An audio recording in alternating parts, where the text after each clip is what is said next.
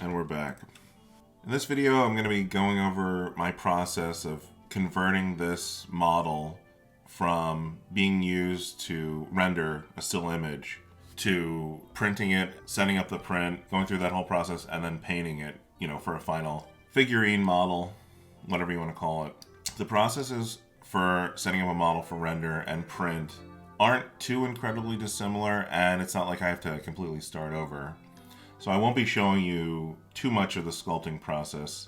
The main thing that needs to be updated for the print is any of the hair grooms obviously cannot be translated over. To print, it would be in too many little thin strands for the printer to possibly handle. Too brittle. So what I'm doing right now is I'm taking the XGen primitives, I'm converting them to strips of polygons. This is my workflow to convert hair into usable geometry for print.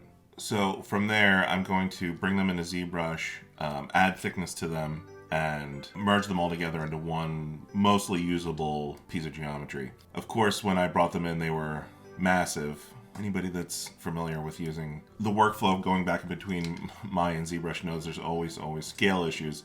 They can just randomly crop up. So I'm just kind of like eyeballing where those need to go. You want to make sure that the geometry is intersecting with the main body. And that's one of the key things about setting up a print. You can't have any floating geometry. So now I'm going into ZModeler and I'm adding some thickness to those poly strips. And then I go in and inflate them a little bit and then subdivide. So now what I'm doing is I'm taking the eyes that were just spherical, which were kind of just placeholders for the more realistic eyes that were used in the render. And now I'm doing this kind of sculptorly thing you see in a lot of busts, where they actually sculpt in the iris and the pupil directly into the sphere of the eye. You don't have to necessarily do this. I could have just left it as a sphere and then you can paint on the iris and the pupil, but this makes it a little bit easier to get the scale right of how big the pupil should be, how big the eye should be. And now I'm just going to add like some finishing touches on the skin, make the nose a little bit deeper, just additional details that will make the print a little bit more interesting. Stuff that would have been done in the texture process of the render. Now I really want to show through with the print. And you have to always kind of accentuate the details of your model when you take it to print, especially if you're not printing very large.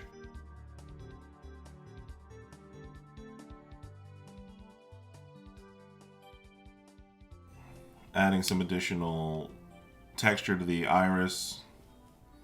I'm not sure how much of this will show up in the print, but we'll see later on. And here I am just like doing some last minute checks. Got to make sure there's no floating geometry. You want all the geometry to be intersecting and grouped together, because then you don't want to create any little pockets for resin to get trapped in. You want it to be all one solid airtight mesh. And one of the ways that you can check this is when you do the live boolean, hit auto groups, and if you just have a single poly group, you'll know that every single piece of geometry is connected with every other piece of geometry. So the live boolean showed that one of the feet was not connected. So now I'm going back in, and it looked like there wasn't really a very solid connection between either of the feet. So I'm going in, I'm doing a little bit of inflating on the shoes and where the shoes meet the pants as well. Nothing too crazy, but just enough that there's a solid connection between those two pieces. And then run it through live boolean again. You can check with the transparency mode to see how much those pieces are intersecting. And it looks like this time it worked out, and it's all one solid mesh. Alright, now I'm going through the process of hollowing the model. Now you can do this within your slicing software, but I like to do it manually within the modeling program just because it offers a little bit more control. I want to take a look at the shell and make sure there's no issues before sending it to the slicing software. And it also gives you more control about the shape of the holes, the thickness of the shell. You can inflate the shell in certain places that you might think are going to be weaker. The workflow essentially is duplicate your mesh, Dynamesh your mesh. Add in your geometry that you want to be cutting out of. In this case, it's just two cylinders in the bottom of the feet. And then there's this process called creating a shell. And it's a little bit of guesswork with the thickness of the shell. And this, of course, depends on the scale of your model. So here I'm checking it, and it looks like I want to make that shell a little bit thicker. And this is just something you get a feel for after having done it a few times. It's a balancing act between how much resin you want to use per print, but also like the structural integrity of the model itself. If the walls are too thin, you're going to get warping, the model can crack easily, so on and so forth. Alright, now we're on to adding supports. Nothing really special to say about this. My workflow is pretty simple. I just add it in, I scale it up to the scale that I want, I usually lean it back. I make sure that the area facing down is usually the back, or at least a part of the model that I'm not too concerned with having little pock marks from the supports. And then I do a detailed search for islands. And then I just use that as a guide for where I want to place all my supports. And I like to start usually with the heavy supports, and then I'll move on to medium. I usually don't use too many light supports, especially if I'm printing out something this size. If it's something really small and delicate, I'll use a lot more light supports. So once I have enough supports and where I want them to be, I'll go in and add bracings. We're going to just slice this guy up, and we're off to the printer. So here's how he came out. Very happy to not have a print failure.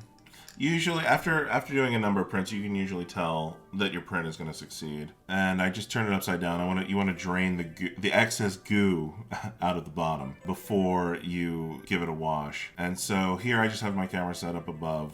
I do the dirty bath method. The bucket on the left is very, very dirty IPA, super contaminated with leftover resin, and I give it the model a rinse in that first, and then I remove the supports, and then I give it an additional bath in much, much cleaner IPA. That will stay a lot cleaner because there's far less gunk and goop for it to wash off. Also, you want to make sure you dunk your model and have that IPA fill the hollow section of the model to get any excess gunk that's hiding on the inside. My cure times have actually bumped up over the years. I think that at first I was doing like just a few minutes, and now I've bumped it all the way up to like 6 minutes. And this is just mainly because I just want to make sure that the model is 100% cured. This is how it turned out. Some pock marks on the bottom, but I'm just going to count that as extra texture, meant to be there. Possibly could have used a couple more supports on that bottom area there, but it's okay. And I've done my best to like try to pull out supports that were within reach through those bottom holes in the feet. So I'm just going to give this guy a base coat of like kind of like a dark brown, and I'm going to achieve that by just like mixing some lighter brown and some black in my airbrush. And it's going to be kind of a little bit more of like a desaturated, darker brown. Always do a little check to make sure that the color that you want is coming out of the brush. Looks like it's a little light there, so needed to mix it up a little bit more. And you always have to keep in mind as well that it's going to dry a little bit darker than it goes on. So this process is really just putting on a coat. I have a little blow dryer, and this speeds up having to wait for the paint to completely dry before you put on another coat. Want to make sure that you hit that from every single angle. Alright, so now that the base coat's done, I'm going to hit it with a wash. And the wash did a lot less than I wanted it to. I don't even know if it's showing up very well on camera. I just wanted it to kind of give an extra level of shading, of like kind of like a forest ambient occlusion on the model. The first step, I try to start with the largest section of the model and then work my way to the other details. So this is just sort of like an overbrushing. I don't want to completely cover up that base coat, leaving it pretty visible within areas, the recessed areas of the model. I guess I would call it, it's not a full dry brush, it's more of like an overbrush. And I'm just trying to like kind of establish a color that's closer to that skin tone that you see in the render, and also what the Goomba skin looks like that we know from like the video game. Next I'm just moving on to the pants, which is going to be kind of like a light tan. And then from there, I'm just going to paint the whites of the eyes. I'm just using like kind of like an off-white. I think the paint's called parchment. And you really don't want to use like a perfect like bright white for anything on your model. It's usually a rule in general is like nothing is perfectly white. And I'm going to paint the sclera of the eye and those two little teeth in this color. When you're painting, you know, a lighter color on a darker color, it's going to take a few more coats to get that opacity. Here I am just taking some red and like really watering it down and kind of doing like a little bit of a wash along the top of the lower lip, and just introducing some like red tones, and then I'm painting the pupils black, and I'll go in later and do the irises as like a dark brown with some extra detailing, like some dark browns and some light browns. The eyebrows, I'm just doing like black, a little bit watered down black, because I didn't want it to be super opaque black, but definitely dark. And using a really tiny brush too, just because I don't want any accidents. Black is it dries very fast, and it's a big pain in the ass to try to clean up if you make a mistake on another part of the model. Here I am just like fixing those irises. I had spilled over onto them with the when I was doing the sclera with the white, and now I'm just like reestablishing those circles. And cutting into the model obviously helps with this part of it, because I can clearly see where those edges should be, and I'm not really like eyeballing where the outer edge of the iris should be. And then I'm doing the bottoms of the shoes black. Some of the reference I saw had all brown shoes, some of it had the base of the shoes were black. I thought it looked a little bit better with the black at the bottom. It breaks up all the browns. Here I'm going in with another red wash around the outside, and this is just to add kind of like that kind of like bloodshot veiny look to the edges of the sclera. I probably could have gone in and actually painted individual veins if I wanted to. And here I'm just doing like a little bit of like a darker wash in the folds of I'm just going to call them the Goomba pants.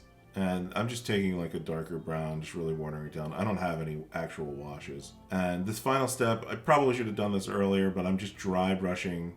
I think later on I realized that I wanted that skin to be a little bit lighter, and I'm doing like a very light dry brush with that light tan.